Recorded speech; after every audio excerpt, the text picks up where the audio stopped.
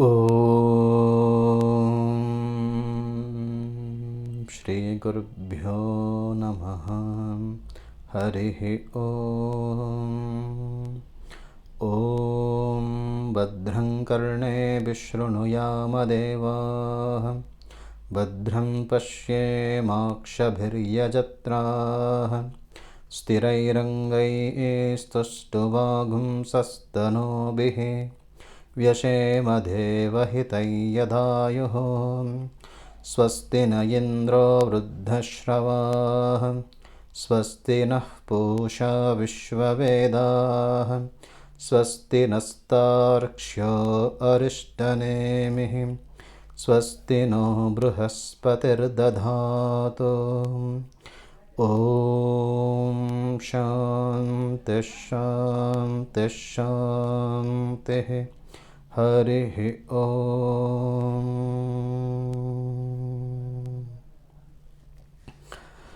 Namaste everyone. I have been asked to make a short video on a book that I released recently, and this book is Be One With God. Those who know me, you're already familiar with this book. This is the second edition of the book that was released by Most Revered Srimad Swami Gautamanandaji Maharaj on the 6th of August in Chennai. And the first edition was released on September 11th of 2020, that is last year, by Most Revered Swami Nityasthanandaji Maharaj in Davangere.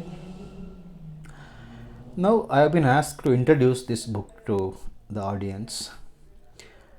This is a work which is very close to my heart. I will just go to the very beginning of how I started collecting Vivekananda's quotes. After my PUC, I used to read a lot of books. I think I read a lot of best-selling books written by very famous authors: Dale Carnegie, Andrew Carnegie, Robert Sculler, all the big names. And when I went through those books, one thing was very clear to me, that they were taking one central idea and talking about it throughout the book. So once you catch that idea, there was not much to do with that book. So basically it's a repetition and the extension of the thought process. So anyway, because once you catch the idea, you don't feel like reading that book again. So I thought that most of these best-selling books have one or two ideas which they present in a lot of pages. So that's when I came across one of Swami Vivekananda's books, Call to the Nation. A friend gifted me that book and he told me that you will really like this book. Having disappointed with so many best-selling books, I didn't have a lot of hopes, to be honest, with that very small book. And even I told my friend, I read many big books, what about this small book? But he insisted that I read it. I'm very thankful to him, Mr. Sudarshan. So anyway, when I read that small book, and I found that Swami Vivekananda just said in one paragraph what the best-selling books were trying to say in a whole book, yet they failed to convince you. That was my introduction to Vivekananda. So having tasted the energy, that bliss in Vivekananda's words, I couldn't keep myself away from his literature, and I think I bought a lot of books. I was to go to Ramakrishna Math, Ponampet. I got whatever money I used to get. I mean, Ashrama publishes books at a very low rate, and there's a great blessing to the student community.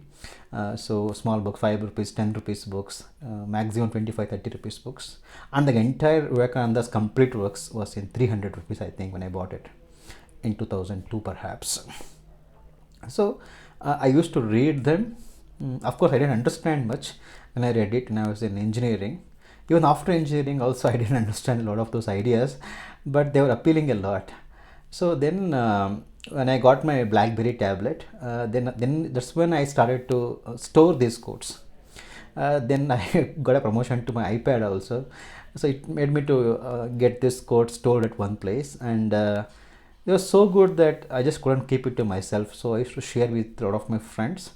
We had an email list also. Every day one quote used to go. Those days this data was not very cheap, so we had to rely upon the email service more. So having read his literature for a long time, having found them to be very useful, very inspiring. One thing we should know, remember about any book, first thing, is that books can only inspire us. They can only show us the direction. So no book is going to make me perfect. The book at the most shows me a path to perfection, but the way to perfection, the traveling that I have to do by myself. Thus, any book, the best thing it can do is to set you in a direction. So this book is also no exception. Even the greatest gurus also, they say, they give you the direction, but some effort has to be done by the person also. The avatars like Bhagavan Sri Ramakrishna, Sri Krishna, Rama, and those people, with one touch, they say they could transfer spirituality, make a person perfect. I mean, those are very few, but for all of us, we have to take that regular path of the strenuous journey. But this most important to know in which direction we are heading. And if that direction convinces our heart, convinces our brain, convinces our mind, and gives a purpose to our life, then that's all we can ask for. And the best thing any book can do for us is to show us direction and show us that one highest truth, by realizing which we become immortal. So nothing sort of immortality can be our goal. Though these words sound very obscure and confusing, too much of philosophy, yet in the heart of our hearts, we know that to be immortal can only be the one sole goal of life. Even though it may look impossible, undoable, unthinkable, yet we know that we cannot stop anywhere before immortality. So that is the idea that the Upanishads, the Vedas, and the great teachers gave to their followers and disciples. But this has been a spiritual knowledge mostly, and it was given by the teacher to the disciple, and it was an exclusive kind of a thing. But when Swami Vivekananda came, he actually declared that whatever the Vedas, Upanishads are there, what are left in the forests, those teachings in the caves, with certain communities, certain small group of people who take care of those teachings, I have come to broadcast them all over the world. So if you look at Tattvamasi, that is, you are that you are divine, and the other three Mahavakyas, Prajnanam Brahma, Ayamatma Brahma, Aham Brahmasmi. So all this, they say the highest truth. What is that reality? And Swami Vivekananda said, you become one with that. So one thing is to know what is the highest reality, and the other important thing is to know that we have to become one with that. So this is the broad introduction to the idea behind this book. So this book has this title is Be One with God. So as I said, to become one with the highest reality. And in this book we have two editions. One is in the hardbound, the other is the paperback. So this is 300 rupees and this is at 400 rupees. It's available online on Amazon, Flipkart, and swamivivekananda.net. And some of the Ramakrishna Mission bookstalls also are stocking this book these days. You can buy from them. So this book has 12 chapters. So these 12 chapters, I was thinking, because I knew that Swami Vivekananda's teachings are relevant to all individuals, I was thinking that it should be relatable to life. So I identified that our life could be in one of these 7 ideas. I was thinking, first thing is make your own future. This is something which is of interest to all of us, be it a secular life or a spiritual life. We are the makers of our own future. So the highest idea is to become one with God, but we have to start from where we are and go gradually towards that highest goal. So the first chapter I took was make your own future, and here it starts with the idea that we are responsible for what we are. That's very important thing for us to accept. Most of the times we don't accept where we are. We complain about everything in this world. But the first idea that should be driven deeply into our mind is that we are responsible for what we are. And this does not explain one life, it explains the whole of existence of us, of ours. So the journey we are taken from the lowest amoeba till the human being, and we are responsible for what we are, and whatever we want to make ourselves in the future, that is in our own hands. So that's the first idea. It Swami Vivekananda gives us, that acts as a foundation stone for everything that we can do in the future. So based upon this idea, this acceptance of our personality and of our current condition and our future aspiration, to know that we are responsible for that, that serves as the very first stepping stone towards immortality. Then we go to the second chapter. Of course, first chapter is all about that and how to go there, the purity, patience, perseverance. Swami Vivekananda stresses again and again, and he emphasizes on character. So whatever has brought us so far is our character. To go forward still, again we need character. So the strengthening of character is what we require. And he also stresses on the education, what kind of education we must have, and dedicating ourselves to one idea. And again, not to depend upon anyone, but to depend upon God, the whatever the strength that is already within us. So whenever Swami Vivekananda refers something as God, it is that energy behind everyone. It's not something outside of us, but something that's already within us. So this make your own future. This chapter is all about carving out our own lives. And then during this struggle, during this journey, we have to face a lot of struggles. We have to undergo depression sometimes, and we need certain words of encouragement and hope. So most of those things come in the chapter struggle and hope. Even with all those emphasis on the consolation given to us, Swami Vivekananda always urges us to go forward to work. So we have mixed up both these consolatory words and also is inspiration for us to go forward with our life. Then I was thinking, Swami Vivekananda has given us some most wonderful wisdom for our day-to-day life also. And like even he says, walk in the morning, walk in the evening, and how to talk with people, how to get the best out of people around you, how to give the best of yours to everybody around you. What should be our daily approach to life, both spiritual and also mundane affairs. Swamiji has given a lot of instructions on this. It's interesting to know that Swami Vivekananda didn't give this to us in general, in the sense it was said to some individuals, and those individuals are also very great people. So if it is relevant for them, if it is applicable for them, it is 1,000 times more applicable to us. And I have chosen only those quotes that we can relate to. That's about the day-to-day guidance. Then know yourselves, and this is the most fantastic thing we can read in Swami Vivekananda literature. To know our own real nature, it looked like a fantasy, like a dream, because we have such a bad idea about ourselves, our personalities, that to be told that you are divine, that you are gods, is something astonishing. And when we immerse ourselves in that idea, that gives a fantastic meaning to our lives. Our whole life becomes transformed, deified, and that's something that we require to know. And Swami Vivekananda has given some most encouraging words, and I can't say encouraging, just it's life-giving words. So to know our real nature, Swamiji even says, realize yourself. That is all there is to do. There is nothing else for us to do, only to realize what we really are and what our real nature is like. So the most wonderful things, you'll be astonished to read them. And he says, you are gods, you are souls, you are divinities on earth, you are the gods. There is no God outside of you. Even going to temple is is not something great.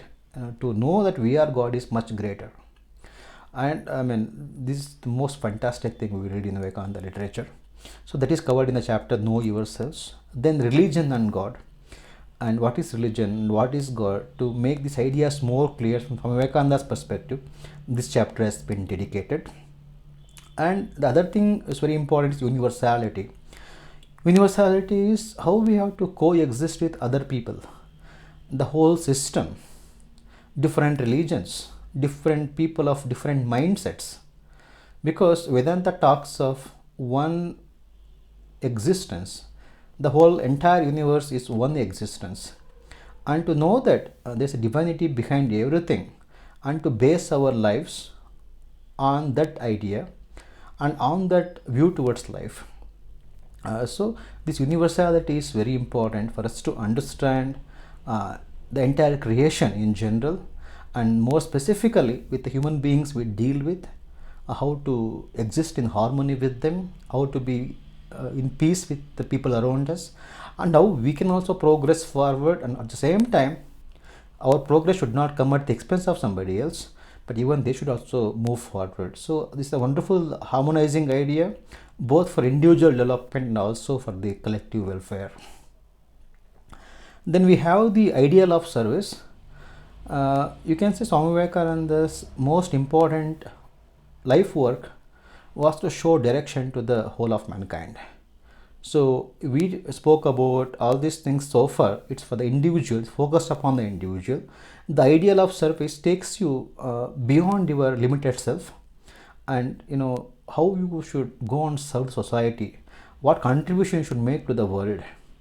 And we talk of Buddha, Ambedkar, such great people who came on this earth and did such wonderful works, and that makes them great.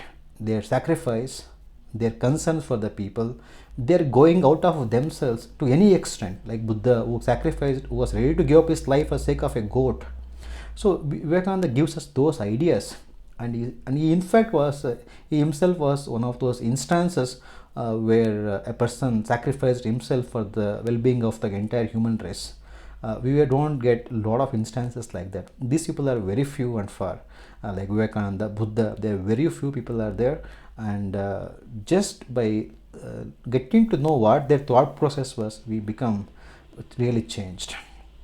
So this ideal of service is what the kind of service the world is expecting from each individual, and how an individual can make himself perfect, better, how he can become God himself by taking up this path of service. So all those things we have covered in the chapter, the ideal of service. Then the Vedanta and its application to life. Vedanta is the conclusion of the Upanishads, the greatest knowledge, that is the Vedas. The concluding part is called the Vedanta, that is the knowledge portion of it, the summary of it. So it contains the highest wisdom and how it can be practiced in our day-to-day life. That whatever Swami Vivekananda has said in his lectures, we have collected in this particular chapter. Then the Karma Yoga, it's called the science of work, how to achieve that divinity, how to reach the divinity through work, that is the science of work.